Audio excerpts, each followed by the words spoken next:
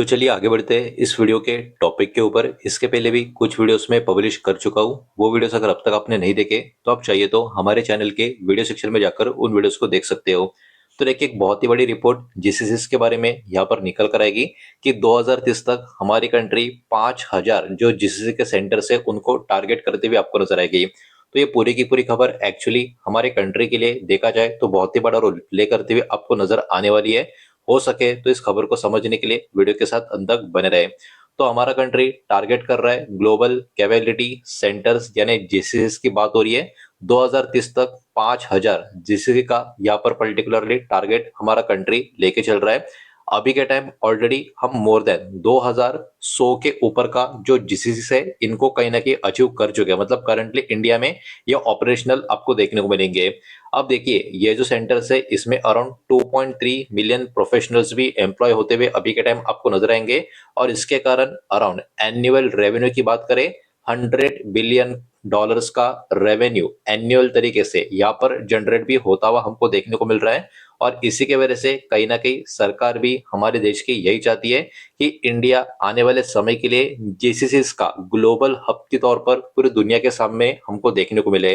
China में ये वाला मॉडल काफी अच्छा खासा सक्सेसफुल बना हुआ है, लेकिन क्योंकि अब पूरी दुनिया चाइना प्लस वन का एक पर्टिकुलर सिनेरियो लेके चल रही है, इसलिए इंडिया भी इसमें अपनी पकड़ मजबूत करने की पूरी कोशिश करता हुआ आपको नजर आएगा।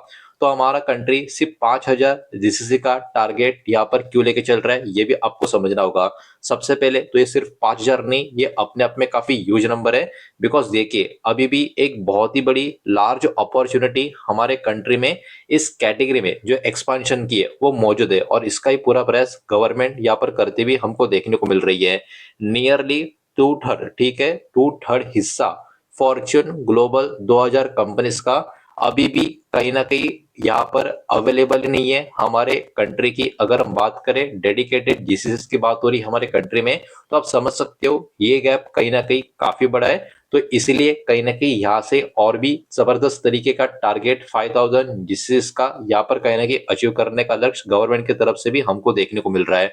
और यही बात जो अभी हमने बोली है कि गवर्नमेंट कहीं ना कहीं इस पर्टिकुलर चीज को एक बहुत ही बड़ी अपॉर्चुनिटी की तरफ देख रही है ताकि और भी एफएस या फॉरेन इन्वेस्टमेंट को अट्रैक्ट किया जा सके।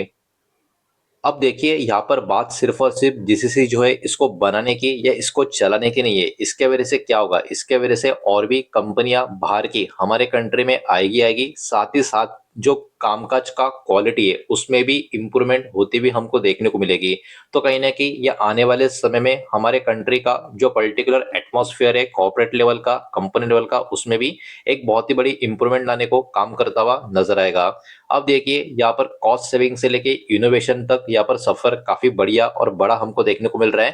पहले क्या हो रहा था कि बहुत सारी जो ग्लोबल कंपनियां हैं इंडिया को मेनली यूज करती थी ताकि इंडिया में ऑपरेटिंग कॉस्ट नीचे की तरफ है, स्किल्ड प्रोफेशनल्स का अवेलेबिलिटी भी हमारे कंट्री में काफी अच्छा खासा है, टैलेंट का पुल हमारे कंट्री में काफी बढ़िया है। इसके कारण बहुत सारे फॉरेन कंपनियां हमारे कंट्री को कहीं ना कहीं उस तरीके से देखती थी। लेकिन वो अच्छी बात थी, ऐसी कोई बुरी बात तो नहीं थी, लेकिन अब फोकस और भी जबरदस्त तरीके से चेंज होता हुआ देखने को मिल रहा है। जैसे जैसे की बात करें, एक्सपेक्ट किया जा रहा है ये इंक्रीजिंगली वर्क करेंगे। मतलब यहाँ पर जो अभी मोर देन 2100 से भी ज्यादा जीसीसी है और 5000 का टारगेट जो हमारा है, तो ये जीसीसी में जो काम करेंगे तो यहाँ पर एक्सपेक्टेशन ये है कि इसके अंतर्गत नेक्स्ट जनरेशन प्रोडक्ट्स के ऊपर कामकाज होगा, फोकस होगा, एडवांस टेक के ऊपर फोकस होगा, कामकाज होगा, इनोवेशन और रिसर्च के ऊपर ध्यान होगा, बिजनेस स्ट्रेटेजी के ऊपर ध्यान होगा, और ग्लोबल ऑपरेशंस और भी किस तरीके से आगे लेके जा सके, किस तरीके से इसको इंप्रूव किया जाता है, इन सब के ऊपर कहीं ना कहीं काम किया जाएगा। तो यहाँ पर जो इंडिया बेस्ड जीसीसी होंगे वो कहीं ना कहीं यहाँ पर कॉस्ट सेविंग ऑपरेशनल के इस पे हाई वैल्यू वर्क और इनोवेशन के ऊपर काम करते हुए आपको नजर आएंगे। तो इसी के कारण कहीं ना कहीं सरकार का यहाँ पर इसको और भी बढ़ाने का फोकस एक पर्टिकुलर कहीं ना कहीं नजरिया बना हुआ है। अब देखिए, यहाँ पर ओवरऑल स्किल जॉब के हिसाब से अगर हम बात करें तो और भी ज्यादा जीसीसी होने की वजह से क्या होगा, यहाँ पर डिमांड और भी इंक्रीज होती जाएगी, खास करके जो हाई स्किल्ड प्रोफेशनल है जो अभी भी बहुत सारी अपॉर्चुनिटी ढूंढ रहे हैं, तो उनके लिए कहीं ना कहीं ये जीसीसी एक बहुत ही बड़ा डिमांड भी क्रिएट करता हुआ नजर आएगा। और इस डिमांड इंक्रीज होने के कारण जो स्पेशलाइज्ड टेक्नोलॉजी है और स्ट्रेटेजिक स्किल्स की कैटेगरी है, उसमें और भी अच्छा खासा उछाल हमको यहाँ पर होता हुआ देखने को मिल सकता है। सेम टाइम पे कंपनीज में भी कंपटीशन आपको देखने को मिलेगा, ताकि वो स्पेशलिस्ट टैलेंट जो है उसको वो एक्वायर कर सके, मतलब उनको वो अपने पास ले सके। ये भी कहीं ना कहीं कंपटीशन कंपनी के बीच में भी क्रिएट करेगा। और इस कंपटीशन के वजह से कहीं ना कहीं एम्प्लॉय और वेज कॉस्ट में भी एक बढ़ोतरी होने की पूरी पूरी संभावना भी यहाँ पर बताया जा रहा है। तो कहीं ना कहीं आप बोल सकते हो एक पूरा का पूरा इकोसिस्टम, एक सप्लाई चेन टाइप यहाँ पर क्रिएट होता हुआ इसके वजह से नजर आ रहा है। अब देखिए अभी की अगर हम बात करें जीसीसी का एक्सपेंशन मेजर सिटीज में आपको नजर आएगा, लेकिन अब उससे भी आगे की प्रोसेस के ऊपर यहाँ पर फोकस किया जा रहा है। करंटली मेजर जीसीसी की बात करें, इनका जो एक्टिविटी है इंपॉर्टेंट या कुछ कुछ कॉन्सेंट्रेटेड सिटीज जो है उनके ऊपर ही फोकस किया गया है, जैसे कि बैंगलोर हो गया, हैदराबाद हो गया, पुणे हो गया।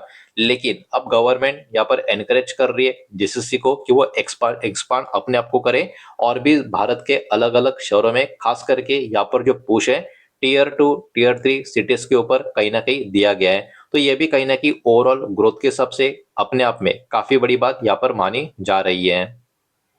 अब देखिए इसमें एक्चुअली बहुत ही बड़ा डिमांड जो कहीं ना कहीं यहाँ पर माना जा रहा है, या इम्पैक्ट जो माना जा रहा है कमर्शियल रियल एस्टेट कैटेगरी के ऊपर होता हुआ नजर आ सकता है।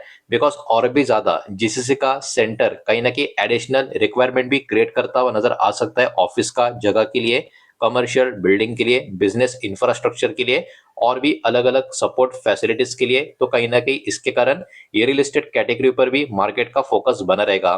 साथ ही साथ जो इंडिया का आईटी सर्विस सेक्टर है इसके ऊपर भी कहीं ना कहीं फोकस बना रहेगा।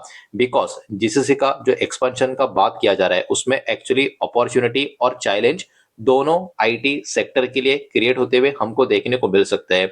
बिकॉज देखिए ग्लोबल कंपनियां इंडिया में एंटर करेगी, तो इसके कारण ओवरऑल टेक्नोलॉजी का इकोसिस्टम बढ़ता हुआ नजर आएगा। तो ये कहीं ना कहीं अपॉर्चुनिटी की तरह अभी के टाइम देखा जा रहा है, लेकिन उसके साथ साथ कुछ चैलेंज भी यहाँ पर देखने को मिलेंगे।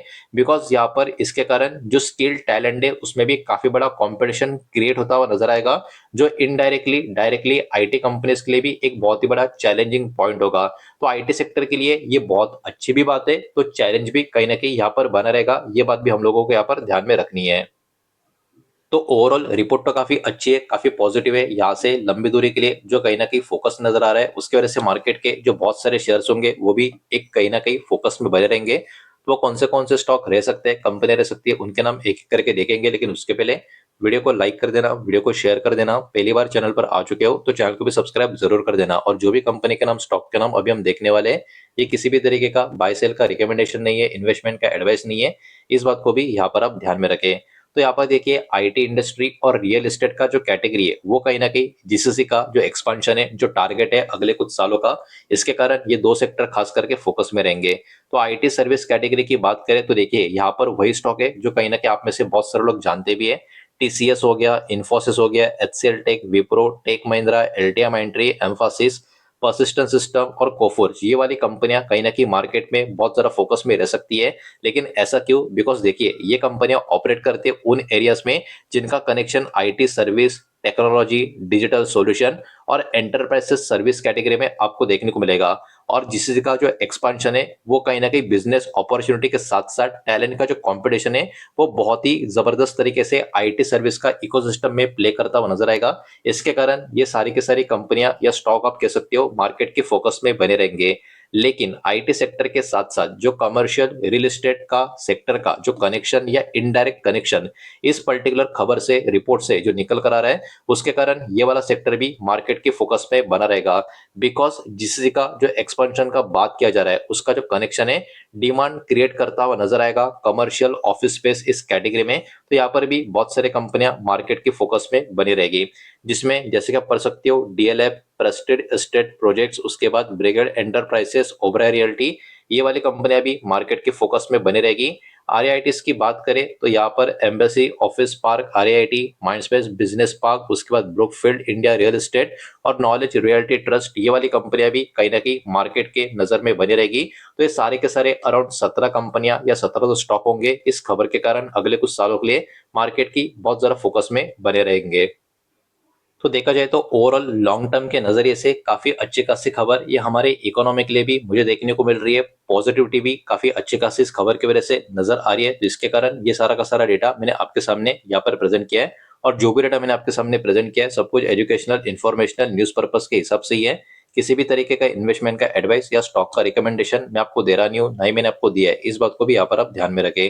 उम्मीद करता हूँ वीडियो समझ आया होगा, पसंद आया होगा तो वीडियो को लाइक करें, दोस्तों से शेयर करें। पहली बार चैनल पर आ चुके हो तो सब्सक्राइब भी कर देना और कोई भी स्टॉक में निवेश करने से पहले खुद की स्टडी रिसर्च जरूर करें। फाइनेंशियल एडवाइजर की सलाह जरूर ले। मिलते हैं नेक्स्ट वीडियो में। धन्यवाद।